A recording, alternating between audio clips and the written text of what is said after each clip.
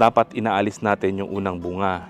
So pag inalis natin yan, ang nangyayari dito, na-i-extend natin yung kanyang vegetative stage. Ang nangyayari po kasi dito sa tanim natin, once na tinubuan siya ng unang bunga, bumabagal yung kanyang paglaki.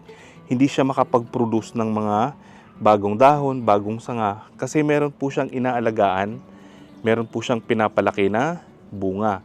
Karamihan ng kanyang nutrients, pati ng plant energy, dito po napupunta. So mapapansin niyo yan sa mga tanim ninyo, yung mga unang paglabas ng bunga, malaki yung kinalaman niya sa bilis ng paglaki ng ating mga tanim. Nung inalis ko po yung bunga dito, mapapansin niyo po, wala na siyang mga bulaklak, nahinto yung kanyang pagbubulaklak.